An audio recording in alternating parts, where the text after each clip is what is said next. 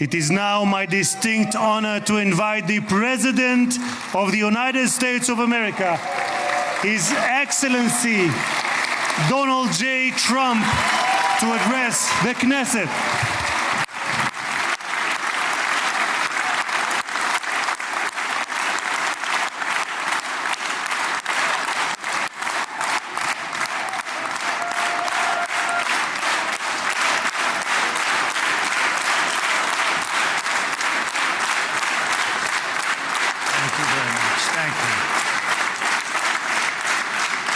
Thank you very much, everybody. It's a great honor. Nice place. Very nice place. Mr. President, Mr. Prime Minister, Mr. Speaker, esteemed members of the Knesset and cherished citizens of Israel, we gather on a day of profound joy, of soaring hope, of renewed faith, and above all, a day to give our deepest thanks to the Almighty God of Abraham, Isaac, and Jacob.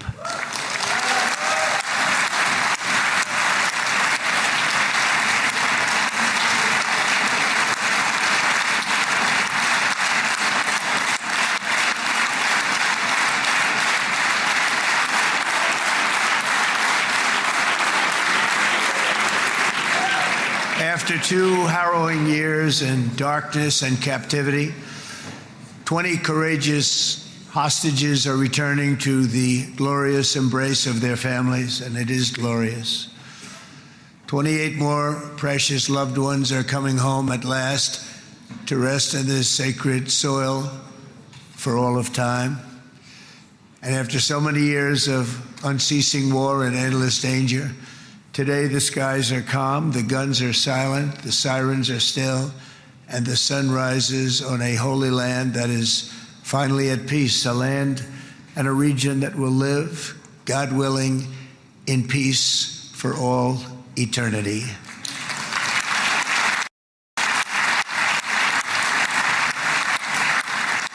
This is not only the end of a war, this is the end of an age of terror and death, and the beginning of the age of faith and hope and of God.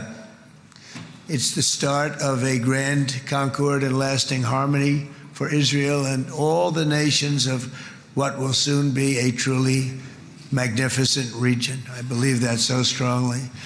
This is the historic dawn of a new Middle East. I want to express my gratitude to a man of exceptional courage and patriotism, whose partnership did so much to make this momentous day possible. You know who I'm talking about. There's only one, Prime Minister Benjamin Netanyahu. Bibi, please stand up.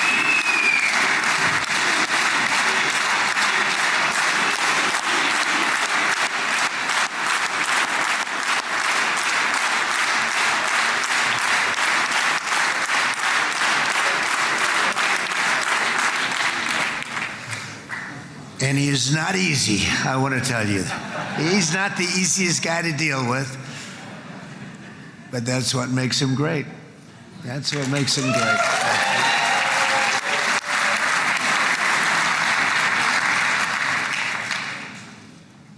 Thank you very much, baby. Great job.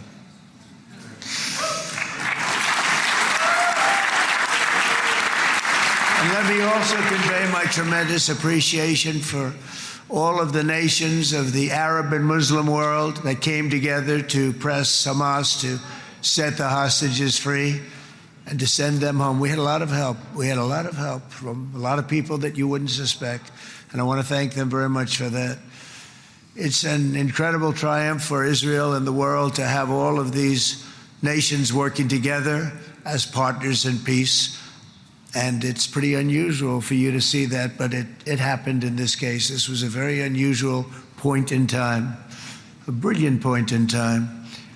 Generations from now, this will be remembered as the moment that everything began to change, and change very much for the better. Like the USA right now, it will be the golden age of Israel and the golden age of the Middle East. It's going to work together. I'd like to thank several great American patriots for their invaluable help in getting something done that almost everyone thought was absolutely impossible. We were wasting our time. So many people said, "You're just wasting your time." But we weren't, because we had talented people working with us, and we had people that loved your country, and frankly, people that loved the region. They loved the Middle East. I want to thank my friend Steve Witkoff.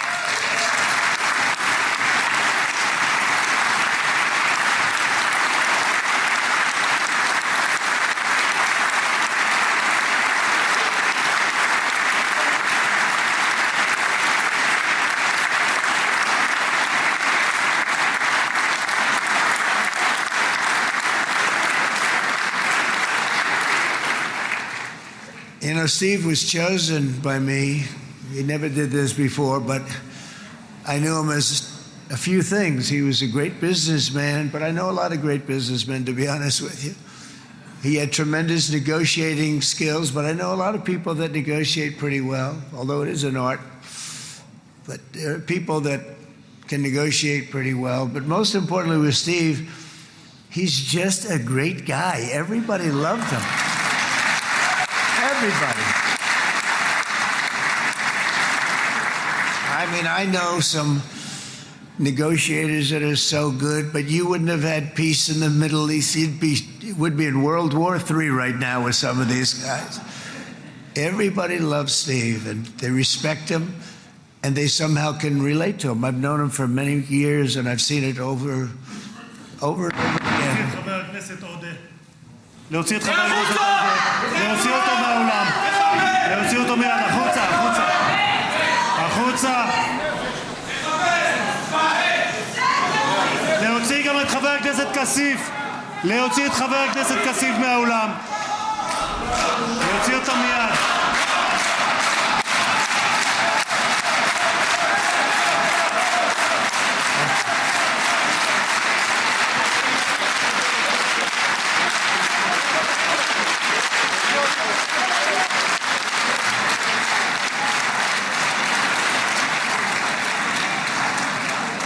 Sorry for that, Mr. President. Thank you. Please.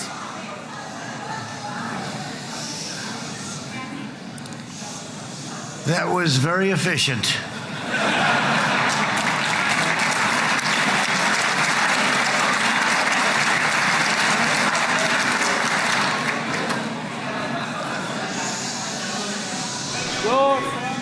So back to Steve.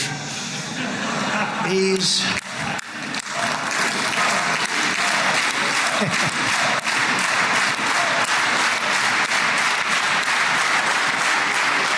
But I tell one story because he was so involved, and then we called in Jared. We need that brain on occasion. We got to get Jared in here. We got to get a certain group of people. But Steve started this all by himself. I call him Henry Kissinger, who doesn't leak.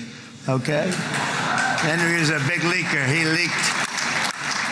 Steve doesn't leak. Steve just wants to get the job done. He wants to do what's right. But I'll give you just a quick story because, as you know, he's working on the war with Russia and Ukraine, a war that would have never happened if I were president. A shame. 7,000 young soldiers a week are being killed. More than that this last week. It's a shame. It should have never happened. But it did happen, and we won the race, and I took over this horrible war that's been raging, and I thought it would be easily settled. I thought it was a hell of a lot easier than doing what we just did very successfully with Israel and a lot of other people. But this came first, and we'll get that one. But I set up a meeting for him to meet with President Putin, thinking it would be a 15 or a 20-minute meeting. Steve had no idea about Russia, had no idea about Putin too much, didn't know too much about politics, wasn't that interested. He was really good at real estate, but he had that quality that I was looking for, and I didn't see it around in too many ways. And I set up the meeting with Putin, and I called. I said, is Steve finished yet? That was about a half an hour into the meeting. No, sir, he's not. He's still inside. This is in Moscow. I said, well, how's he doing? I don't know, sir. He's still inside. I called up an hour later. Let me speak to Steve. Sir, he's still with Putin. he's with President Putin. I said, wow, that's a long meeting, 1 hour. I called up an hour later, he was still with Putin. 3 hours later, he was still with Putin. 4 hours later, he started to get the word that he was going to be coming out soon. And in 5 hours, he came out. I said, what the hell were you talking about for 5 hours? And he says, just a lot of interesting things. We're talking about a lot of interesting things, including what he went in there for, but you can't talk about it for 5. You can talk about it for a certain period of time and you know what you're getting. But that's a talent. That's a talent where you can do that. Most people I'd send in, number one, they wouldn't be accepted. Number two, if they were, the meeting would last 5 minutes. And that's what happens with Steve. Everybody loves him. They love him on this side. They love him on the other side. And he really is. He's a great negotiator because he's a great guy. So thank you very much, Steve. Very much.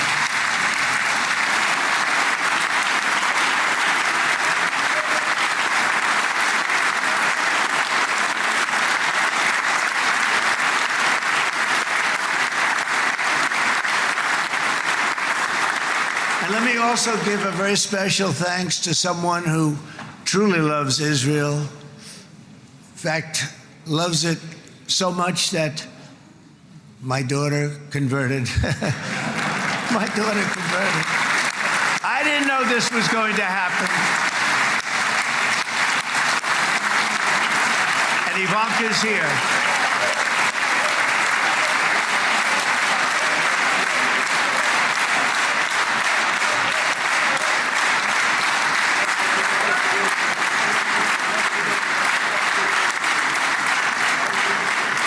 And Bibi, you do know this was not in the cards for me. You understand that. And she is so happy, and they are so happy. At least I think they're happy. If they're not, we have a big story, right? No, they have a great marriage, and they get along great. They're best friends. They have a very special relationship. But Jared has been so helpful. He really did something very special.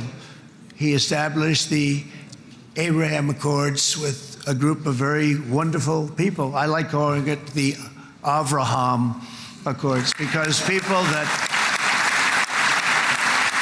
right? Avraham. It's so cool. It's so much sort of nicer, you know, the Abraham versus the Avraham.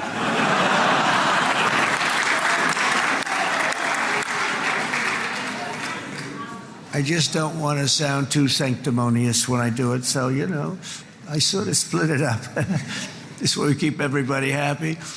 But we have some very great talent, and they have no excuses for anything that's taken place because we had some unbelievably good people working on this. And then you're going to add a man named Marco Rubio, who is also here.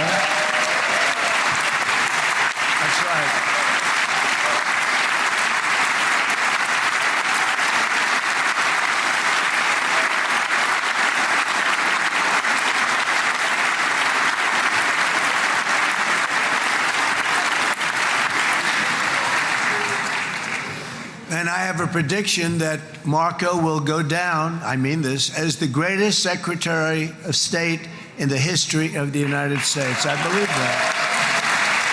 I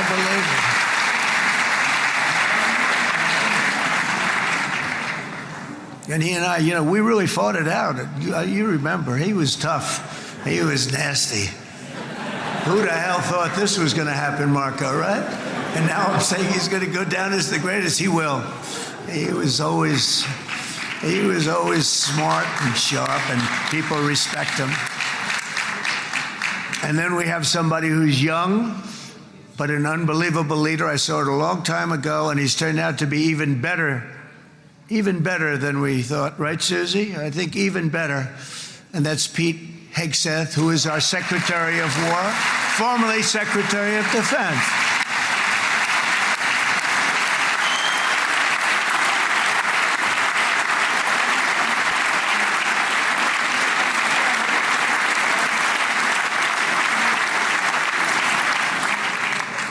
And as you know, we decisively won World War I. We decisively won World War II decisively. And everything in between and everything before it, we won everything. And then they had the brilliant idea of changing the name from war, it was war, to defense. And with that went a certain thinking. And we fought in a very politically correct way after that. We always had the strongest military, and now we have a stronger military than we've ever had before. Because of my first term, I've totally rebuilt the military, every aspect of it. But we have, if you think, we settled 8 wars in 8 months. I'm now including this one, by the way, if that's okay. They may say, well, that was quick, because yesterday I was saying 7, but now I can say 8. The hostages are back. The hostages are back.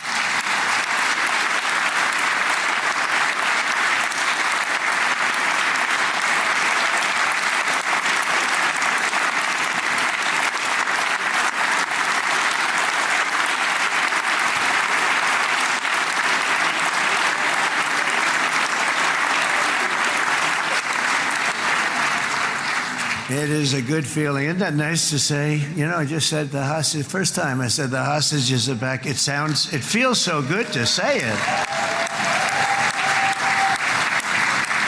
But when you settle 8 wars in 8 months, that means you don't like war. Everyone thought I was going to be brutal. In fact, I remember Hillary Clinton during a debate, she said, look at him, he's going to go to war with everybody. And actually, she said, he's got a personality that's all about war. No, and my personality actually is all about stopping wars. And it seems to work. It seems to work. But it also means this name change and our attitude that we're not going to go into a war. But if we do, we're going to win that war like nobody has ever won a war before. We will not be politically correct, but we're not going to be there. And I think, as you mentioned, Bibi, before, peace through strength. And that's what it's all about. The United States has the greatest and most powerful military in the, right now, history of the world. I can tell you we have weapons that nobody's ever dreamt of. I only hope we never have to use them. I rebuilt the military. I was proud to do it, but some of the things I hated to do. I hated certain of the weapons because the level of power is so enormous. It's so dangerous, so bad. But we have to do what we have to do. We make the best weapons in the world, and we've got a lot of them. And we've given a lot to Israel, frankly.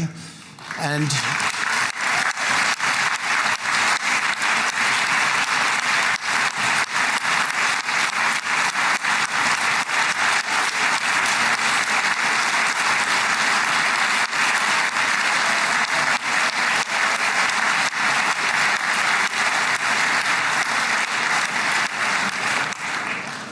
Bibi would call me so many times, can you get me this weapon, that weapon, that weapon? Some of them I never heard of, Bibi, and I made them. But we'd get them here, wouldn't we? And they are the best. They are the best. But you used them well. It also takes people that know how to use them. And you obviously used them very well. But so many that Israel became strong and powerful, which ultimately led to peace. That's what led to peace. So as we celebrate today, let us remember how this nightmare of depravity and death all began. 2 years ago, on the eve of the Simchat Torah holiday, thousands of innocent Israeli civilians were attacked by terrorists, and one of the most evil and heinous desecrations of innocent life the world has ever seen, the worst slaughter of Jews since the Holocaust. The cruelty of October 7th struck to the core of humanity itself. Nobody could believe what they were witnessing. The United States of America grieved alongside you, and we mourned for our own citizens who were so viciously taken that day. And to all the families whose lives were forever changed by the atrocities of that day, and all of the People of Israel, please know that America joins you in those two everlasting vows: never forget and never again.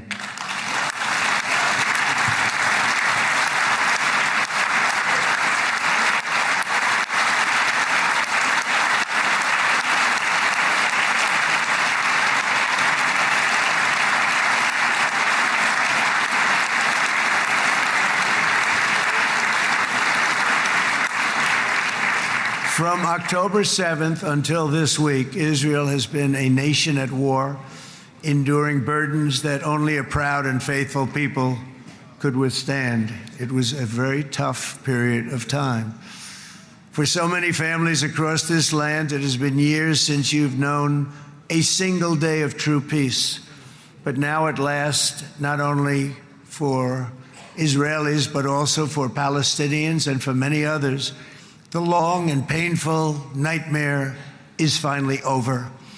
And as the dust settles, the smoke fades, the debris is removed, and the ashes cleaned from the air, the day that breaks on a region transformed, and a beautiful and much brighter future appears suddenly within your reach. This is now a very exciting time for Israel and for the entire Middle East, because all across the Middle East, the forces of chaos, terror, and ruin that have plagued the region for decades now stand weakened, isolated, and totally defeated.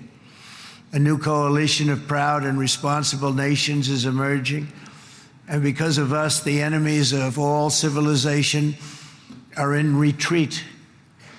Thanks to the bravery and incredible skill of the Israeli Defense Forces and Operation Rising Lion,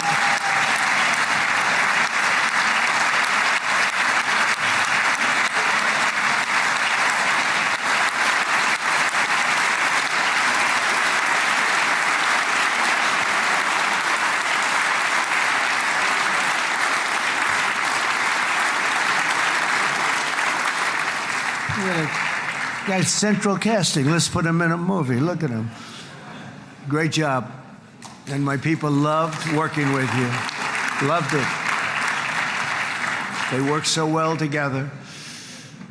But many of Iran's top terrorists, including nuclear scientists and commanders, have been extinguished from this earth. And with Operation Midnight Hammer, boy, that's a great name for that, what we did last June. The United States military flew 7 of those beautiful B-2 bombers. They look so beautiful all of a sudden. They were always, I thought they were pretty planes. I had no idea they could do what they did. In fact, we just ordered 28 more of them. A little updated version. We ordered a whole pile of them. And almost 100 other planes went with them, including fighter jets. And we had 52 tankers, big, beautiful, brand new tankers that were loading them up 4 or 5 times. They've traveled 37 hours back and forth. Think of that. But we had tankers all over the sky for all the other planes. We had the F-22s, the F-35s, F-16s. We had a hell of a lot of planes.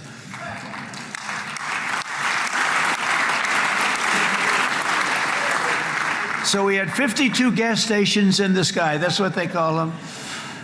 I'll tell you, I wouldn't want to be flying one of them. We have our great General Raisin Cain right here. General, stand up. This guy, what a general. Thank you.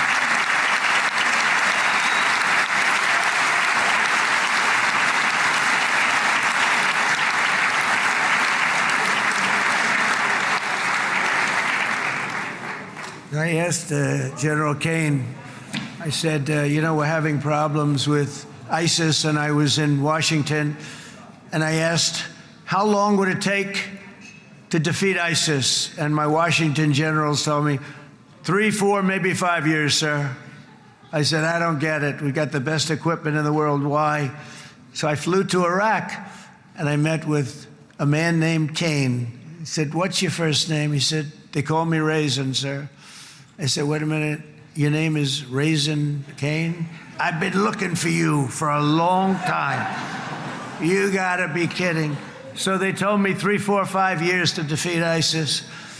And I sit down with him and I say, why is it? I flew there in the dark of night. I landed, I'll never forget it. It's quite a trip. I'm glad I made it because I met him. I said, could I ask you, General? I come down. He's standing with another general and a sergeant. Everybody was like central casting. They could go into a movie right now. Between him and you guys over here, we could get rich making movies, okay? And they got along so great. That's the beautiful thing, that your military and our military, BB, got along so great. But I was told by the television generals in Washington, we have the best equipment in the world. Why is it taking so long? And they said, 4 years. I said, so let me ask you, Raisin, how long would it take you to defeat ISIS? Sir, we can do it in 3 weeks, but you'll probably have some time left over. I said, you gotta be kidding. What the hell are you talking about? They said 4 years. I said, well, sir, look, it's not my place to say, but you're asking me the question. What you have to do is you hit him from the west, you hit him from the north, you hit him from the south, you hit him above, you hit him below. I said, so why didn't they do it? And he didn't want to speak badly of his superiors, which is hard to believe they were his superiors. It should have been the other way around a long time ago, because he's the one that did Operation Hammer. It was flawless. It was flawless. It was absolutely flawless. And I said, so you really think you can do it in 4 weeks? Yes, sir, 100%. You have to do it differently than they were doing it. They were using one base, and it was hundreds of miles away. And he says, we have all these portable bases all over the Middle East. And they didn't want to use them because they didn't want to offend the country where the portable, they wouldn't have even known what the hell the planes were going up, right? They wouldn't have known, but he said, no, they didn't want to defend anybody, offend anybody, but we can do it in 4 weeks. I said, you sure about that? I'm going to call you back. I'll call you back on Monday. I'm going back to Washington. But you think 4 weeks? Yes, sir, I think we can do it in 4 weeks. We'll have time left over. So I call him on Monday. I say, you think you can do it? 4 weeks. I said, go ahead and do it. He did it. I'll tell you, he did it in 4 weeks, less than 4 weeks. So, General, stand up, please. Again, this is a real general. This is not a television general. He doesn't want to go on television.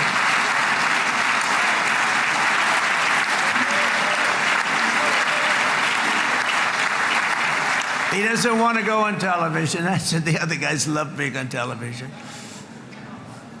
So we dropped 14 bombs on Iran's key nuclear facilities, totally, as I said originally, obliterating them.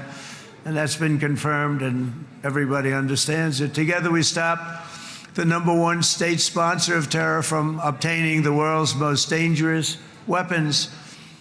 And if you think about it, if we didn't do that, and assuming we made the same deal that we have today, there'd be a dark cloud over this deal. And #1, it wouldn't happen because the other Arab and Muslim nations really wouldn't feel comfortable making the deal that we have now, right? If Iran had that nuclear weapon that they were about 2 months away from having. They would have had it in 2 months or maybe less than that. They were right at, this was our last shot. They looked at it for 22 years. This was our last shot. The pilots told me that. They said, 22 years, sir, they looked at it. Our predecessors looked, they studied it. 3 times a year would do drills on that exact attack. And boy, did they get it right. But let's assume they didn't, and let's assume there was large-scale nuclear weapons in the hands of Iran. We couldn't be here today. Even if we signed the deal, which we couldn't do because a lot of people would not want to have anything to do with it, we took a big cloud off of the Middle East and off of Israel.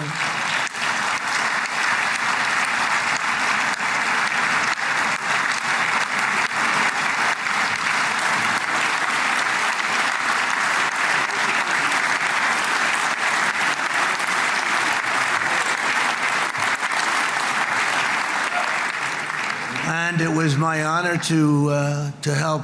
But it isn't it true, though, that can you imagine the same let's assume, Bibi, the same documents, we had everything the same, but you had somebody out there that was, in the opinion of everybody, all-powerful in the Middle East. They took a big hit, didn't they? Didn't they take a big hit? Boy, oh boy. They got hit from one side, from the other. And you know, it would be great if we could make a peace deal with them. And I think that's big. Would you be happy with that? Wouldn't it be nice, I think? Because I think they want to. I think they're tired. Somebody said, sir, they're starting their nuclear program again. I said, let me tell you something. They're not starting anything. They want to survive. The last thing they want to do is start digging holes again in mountains that just got blown up and start. They're not doing this. They want to survive, okay? But I think we have a chance. Steve, you, and I think Jared, come on, I'll call you back for another one.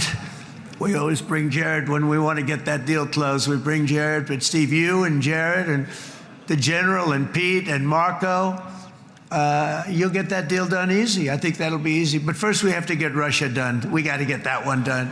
If you don't mind, Steve, let's focus on Russia first, all right? We'll get it done.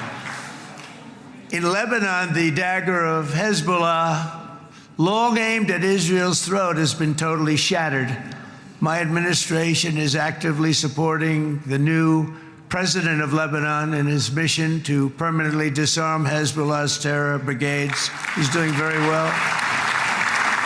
And build a thriving state at peace with its neighbors. And you're very much in favor of that, I know. And it's good things are happening there, really good things. And with this week's ceasefire, we've achieved the most challenging breakthrough of them all. The most challenging breakthrough maybe ever. I mean, I've never seen anything like it. I've been involved in a lot of success. I have never seen anything like what's going on today all over the world. People are dancing in the streets, not just in Israel. They're dancing in the streets of countries that would have never danced in the street about what's happening today. They're dancing in those streets. So this long and difficult war has now ended. You know, some people say 3,000 years, some people say 500 years, whatever it is. It's the granddaddy of them all. And in an unprecedented achievement, virtually the entire region has endorsed the plan that Gaza will be immediately demilitarized, that Hamas will be disarmed, and Israel's security will no longer be threatened in any way, shape, or form.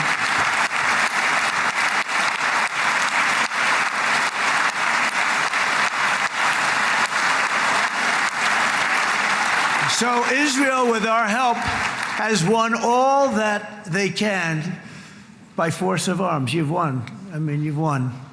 Now it's time to translate these victories against terrorists on the battlefield into the ultimate prize of peace and prosperity for the entire Middle East. It's about time you were able to enjoy the fruits of your labor. Mr. Opposition Leader. I said he's a very nice opposition leader. I think... No, he's a nice man. Bibi, he's a nice man.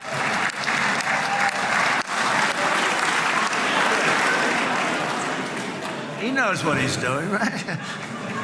No, he's a very nice guy. Well, see, now you can be a little bit nicer, Bibi, because you're not at war anymore, Bibi.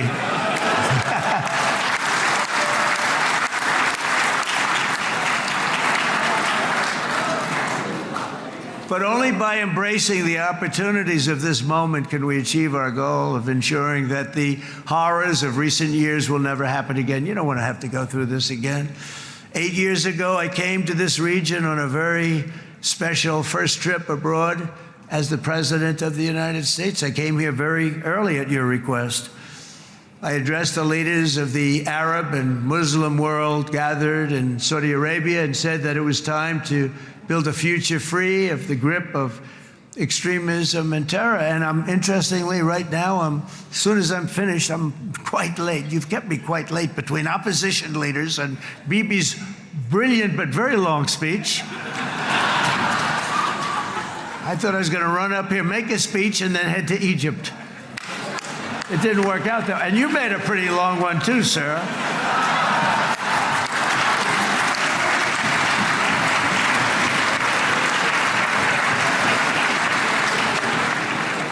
But I liked what you all said. It could be worse. Supposing on top of it, I didn't like what you said. That would be no good, Ron, would it? Ron, you did a great job, by the way, Ron.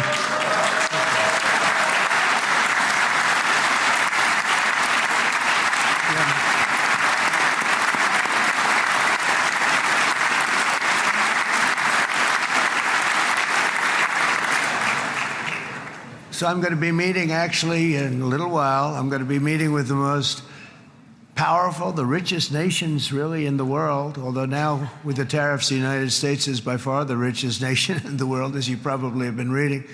But the richest nations, most powerful nations, tremendous, headed by some tremendous people in many cases. Some cases I wouldn't say necessarily I would endorse. But I will tell you, some incredible people that really helped us make this all possible. So I'll be going there. I'll be quite late. They might not be there by the time I get there. But we're going to give it a shot. But the journey we started back then led to the crushing defeat of the ISIS caliphate, to the monumental Abraham Accords, and ultimately to the historic ceasefire this week, in which many of those same nations really played a very pivotal role, I have to tell you. Steve will tell you that. Jared will tell you that. Together, we've shown that peace is not just a hope that we can dream about. It's a reality we can build upon day by day, person by person, and nation by nation. And because of that, the Middle East is finally ready to embrace its extraordinary potential. You have extraordinary potential in this region. It should now be clear to everyone throughout the region that decades of fomenting terrorism and extremism, jihadism and anti-Semitism have not worked. They haven't worked. They've been a disaster. They've just killed. They've killed. They've backfired completely and totally. They've just totally backfired. Everything that you thought, take it, worst case, it's turned out to be worse than that. They have not worked. From Gaza to Iran, those bitter hatreds have delivered nothing but misery, suffering, failure, and death. They've served not to weaken Israel, but to annihilate the very forces that did the most to foment this hatred. And it's really, everybody that's tried it has become irrelevant. Meanwhile, we've seen those nations that set aside their differences, reached across ancient divides, and pursued engagement are now among the most successful in the region. They're getting along with Israel, and they're doing great. And I can tell you the four nations that joined the Abraham Accords early on, and you'd all be doing me a favor, and I'm going to be saying this in a little while to some other friends, would love you all to, is this right, Jared? Join up in the Abraham Accords. We have to join up and get together. You can have that whole thing filled out. We had a very weak administration, worst president in the history of our country by far. And Barack Obama was not far behind, by the way.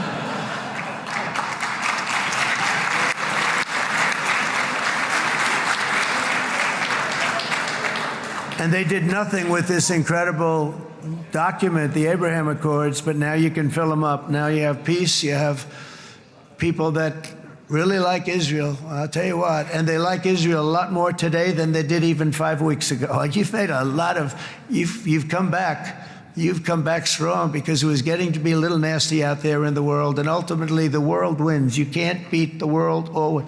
I would say to Bibi, it's now time. And he understood it better than anybody, because ultimately, the world's a very big place. And I've said a lot. I said, this piece of land is very small. It's unbelievable what you've done with that tiny, you look at a map even of just not the world, the Middle East, and you have this little dot.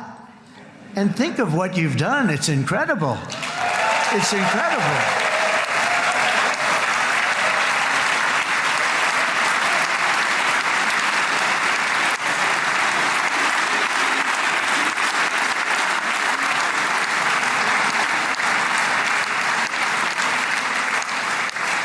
But the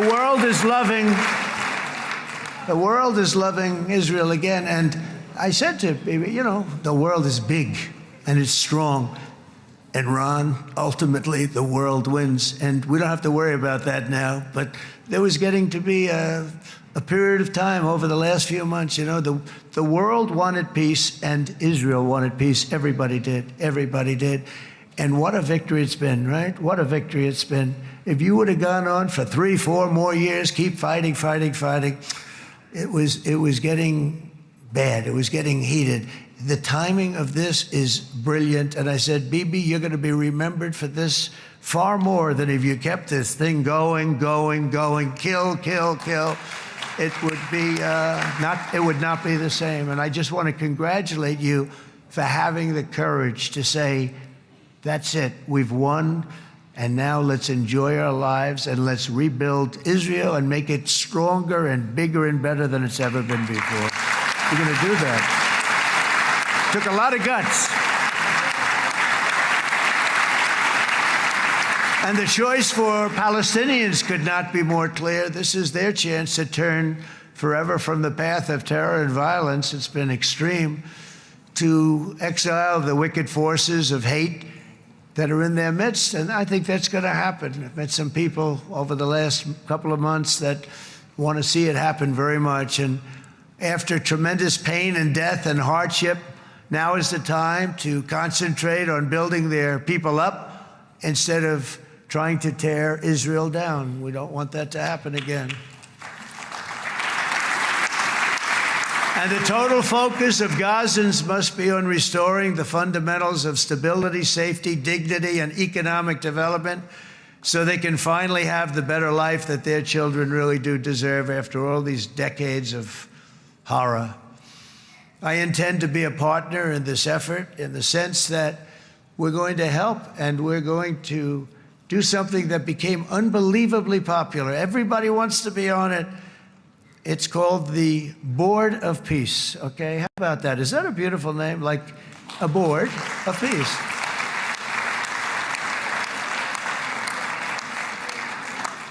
The only bad thing from my standpoint, every single nation involved has asked me to be the chair, and I'll tell you, I'm very busy.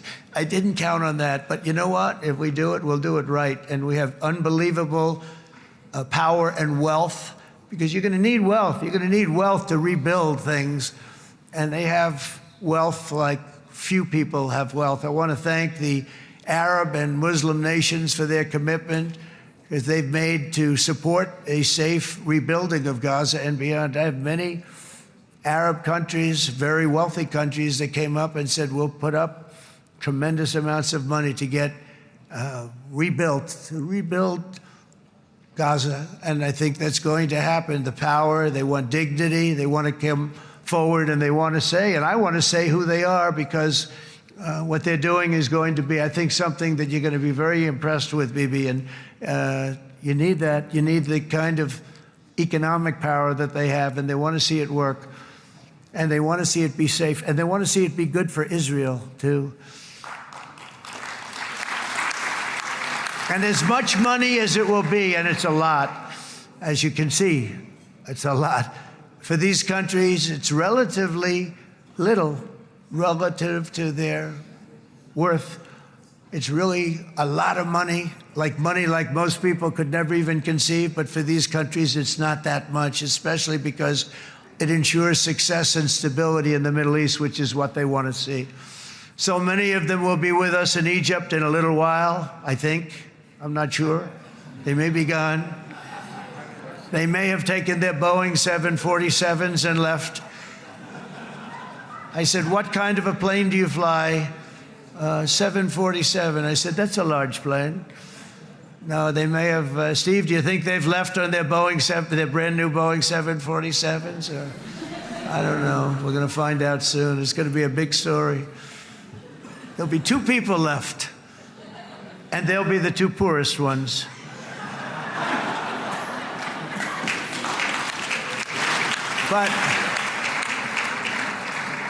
But it will be the wealthiest and most powerful group of nations. So the group that we have assembled, that's waiting for us, is the wealthiest and most powerful group ever assembled at one time. There has never been a group like this. And they're only looking for good. They want good. They're going to do good. And as those commitments are made, I'm going to let the world know who's doing it, because they really deserve to get the credit. And some of them probably won't want the credit, but they deserve it. It's more obvious than ever that the productive and responsible nations of this region should not be enemies or adversaries. You should be partners and eventually even friends, and that's what's going to happen. I know it. Together you can stand against the forces of chaos. Yeah, you go ahead. That's an important point.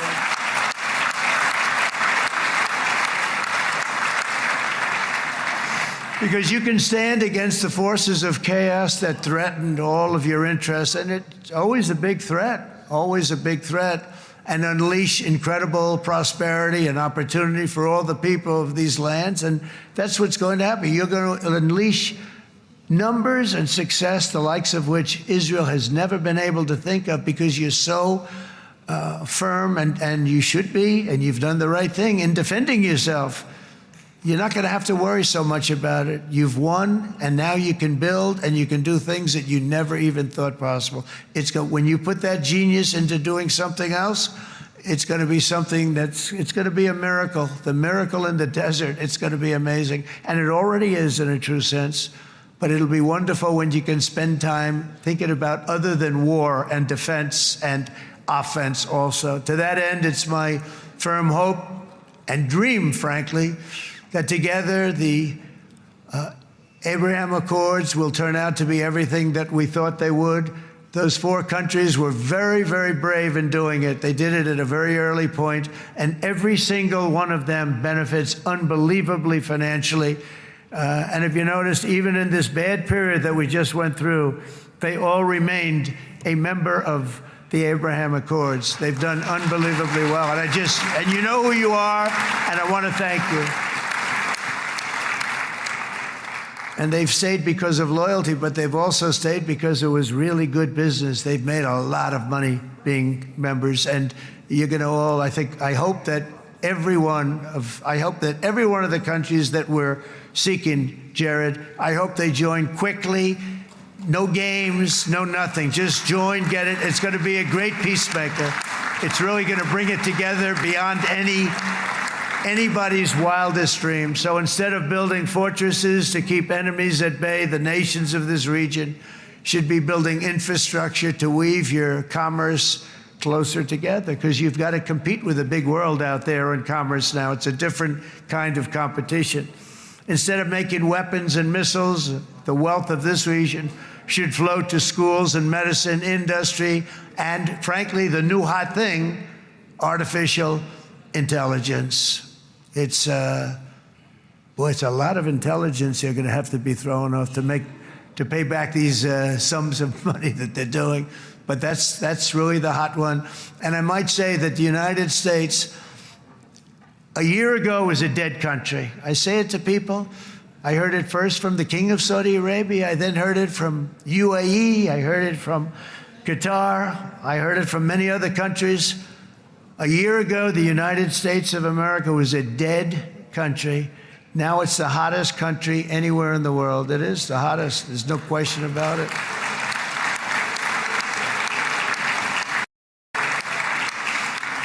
In fact, if you go back a year ago, before the election, although once we had November 5th, we became hot because people got it. I would say November 5th was a time that we became really hot. But once you go back a couple of years, if I were in charge and the country was doing what they would, nobody was going to ask me to speak. Nobody asked Joe Biden to come up and speak, I guarantee you that. And if they did, he would have turned them down, I promise you. He didn't speak. He didn't speak, and he didn't speak well. But all of the countries in the Middle East, it could have, what we're doing now, it could have happened a long time ago, but it was strangled and set back almost irretrievably by the administrations of Barack Obama and then Joe Biden. It was, there was a hatred toward Israel. There was an absolute hatred. The setbacks really started when President Obama signed the Iran nuclear deal.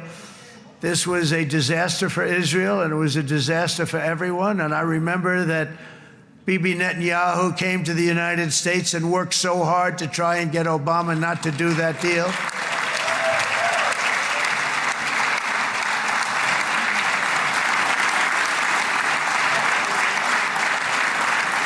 He worked so hard. But it was like talking to a wall. I remember him telling me it was like talking to a wall. They wanted to go with Iran. They chose Iran, frankly, over a lot of other good nations, but specifically Israel.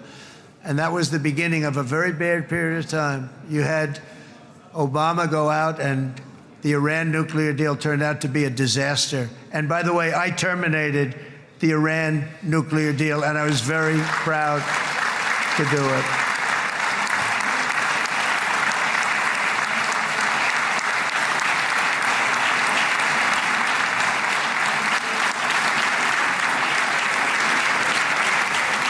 Yet even to Iran, whose regime has inflicted so much death on the Middle East, the hand of friendship and cooperation is open. I'm telling you, they want to make a deal.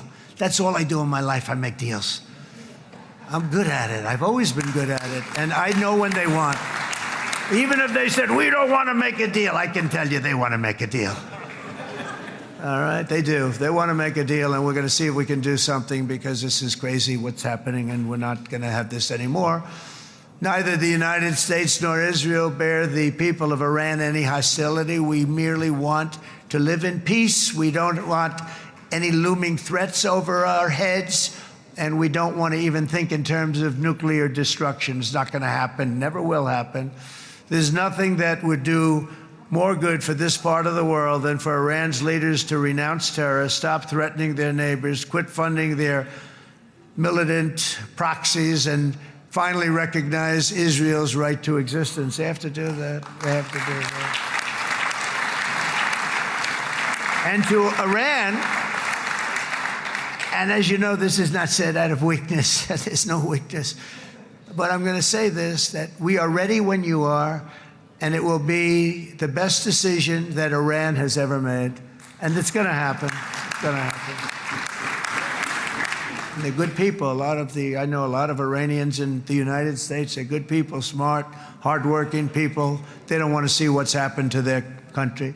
The story of fierce Israeli resolve and triumph since October 7th should be proof to the entire world that those who seek to destroy this nation are doomed to bitter failure. The state of Israel is strong, and it will live and thrive forever.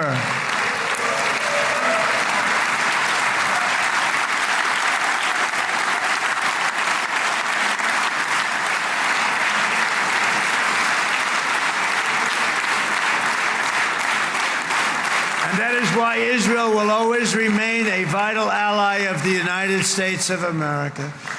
Israelis share our values, field one of the world's most powerful militaries. You really do. You have an amazing, what a job you've done.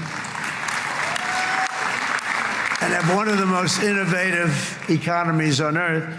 Those are just a few of the reasons why I'm proud to be the best friend that Israel has ever had. And they all say it in the White House. They all say it. I guess it's true because everybody says it, baby. You said it today. Thank you. But as president, I terminated the disastrous Iran nuclear deal, and ultimately I terminated Iran's nuclear program with things called B-2 bombers. It was swift, and it was accurate, and it was a military beauty. I authorized the spending of billions of dollars, which went to Israel's defense, as you know. And after years of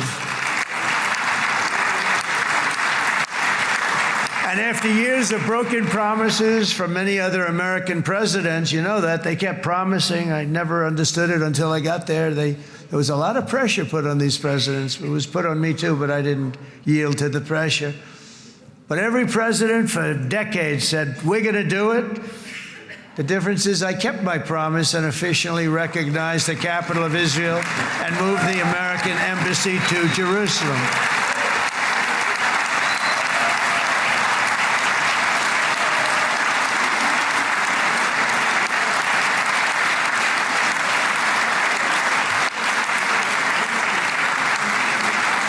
Isn't that right, Miriam? Look at Miriam. She's back there. Stand up, Miriam. Stand up.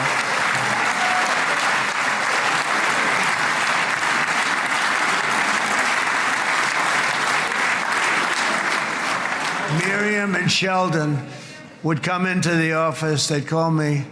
He'd call me. I think they had more trips to the White House than anybody else I could think of. Look at her sitting there so innocently. She's got 60 billion in the bank, 60 billion. And I think she's saying no more. And she loves Israel, but she loves it, and they would come in, and her husband was a very aggressive man, but I loved him. He was a very aggressive, very supportive of me. And he'd call up, can I come over and see you? I say, Sheldon, I'm the President of the United States. It doesn't work that way. He'd come in, we would do. But they were very responsible for so much, including getting me thinking about Golan Heights, which is probably one of the greatest things to ever happen to Israel.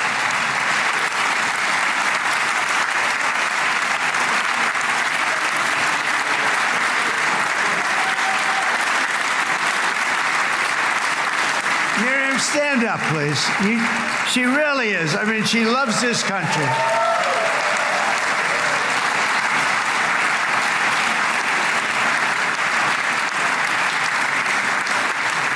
She loves this country. Her and her husband are so incredible. We miss him so dearly. But I actually asked her, I'm going to get her in trouble with this, but I actually asked her once, I said, so Miriam, I know you love Israel.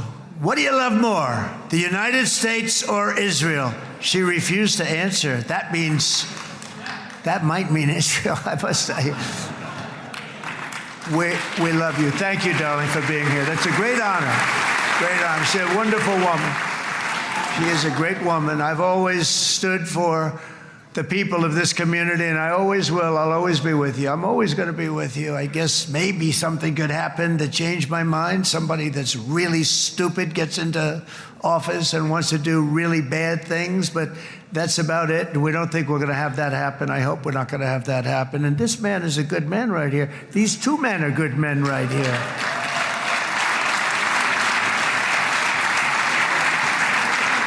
Hey, I have an idea. Mr. President, why don't you give him a pardon? Give him a pardon. Come on.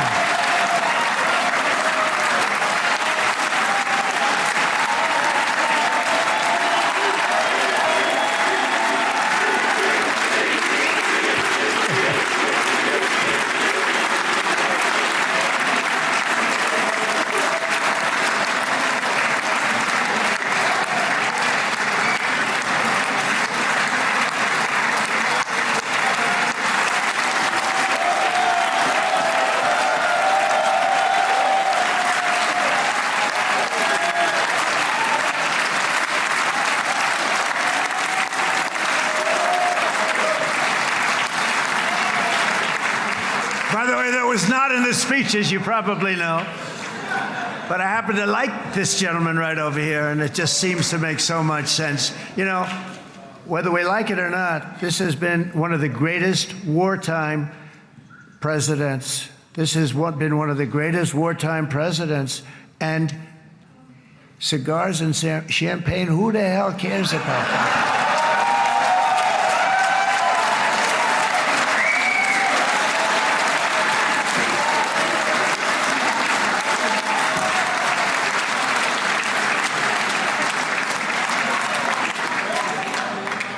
All right, enough controversy for the day, right? It's actually, I don't think it's very controversial. So, you know, I mean, I see so popular. You are a very popular man. You know why? Because you know how to win.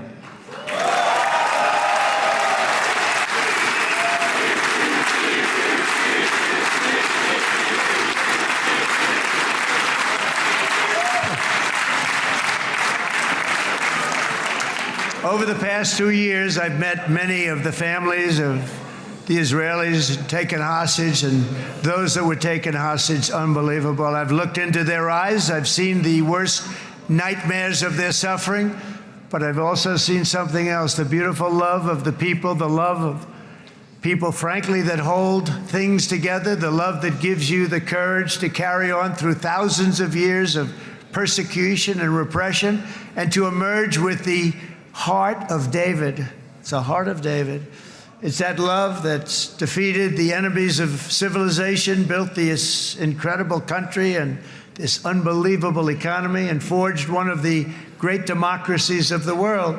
That is why it's a true honor to stand here today and address this assembly in your ancient and eternal now capital, Jerusalem. I'm proud to have helped in that regard.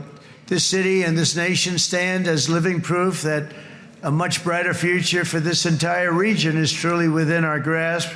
For thousands of years, Jerusalem has been a home to Christians, Jews, Muslims, and people of all ethnicities and creeds. This is the holy center of the world's three great Abrahamic faiths. I like that too. Adorned, it's the first time I've seen that word in a while. Adorned with their sacred sites and alive with their pilgrims and visitors from every corner of the globe. But here between the Western Wall, the Temple Mount, and the hill called Calvary, people of every faith and background live, work, pray, serve, and raise their families side by side, and they do it with love. This example is just one of the modern miracles that Israel has given to the world. And just in closing, the leaders in this chamber know better than anyone else the challenges of this harmony, and it's been easily won. No, it hasn't. It has not been. It's been so tough, but it has been, some say, a miracle. What you've done is a miracle. Look at your size. Look at your chances when it all started. And you know, if you think about it, you are safer today, stronger today, and more respected today than at any time in the history of Israel. Think of it. People used to say it wouldn't exist. They don't say that anymore, do they? Yet if safety, security, and coexistence can thrive here in the winding alleys and ancient paths of Jerusalem, then surely peace and respect can flourish among the nations of the broader Middle East. The God who once dwelled among his people in this city still calls us, in the words of Scripture, the turn from evil and do good, to seek peace and pursue it. So he still whispers truth into the hills and knolls and valleys of his magnificent creation, and he still writes hope into the hearts of his children all over the world. And that is why even after 3,000 years of pain and conflict, the people of Israel have never given up from the threats of Zionism, from all sorts of threats. You want the promise of Zion. You want the promise of success and hope and love and God. And the people of America have never lost faith in the promise of a great and blessed future for all of us. From the very first day that modern Israel was founded, we have stood together through thick and thin of setbacks, and through victory and defeat, through glory and heartache. We have built industries together. We have made discoveries together. We have confronted evil together, and we have waged war together. And perhaps most beautifully of all, we have made peace together. And this week, against all odds, we have done the impossible and brought our hostages home.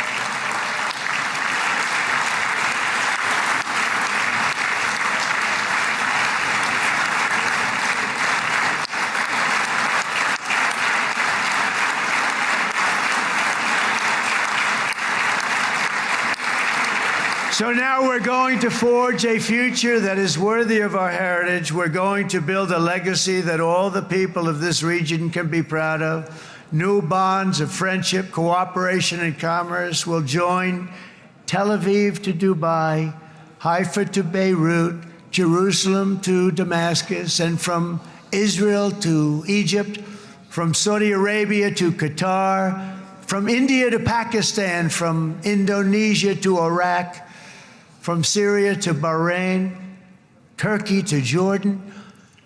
the United Arab Emirates to Oman, and Armenia to Azerbaijan, another war that I just settled. We are going to have hope, harmony, opportunity, and happiness here in the spiritual and geographic center of the entire world. That's what you are. Israel, America, and all of the nations of the Middle East will soon be safer, stronger, greater, and more prosperous than ever before.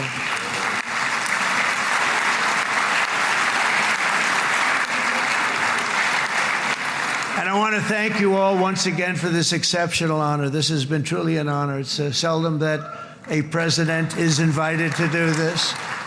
And I love Israel. I'm with you all the way. You will be bigger, better, stronger, and more loving than ever before.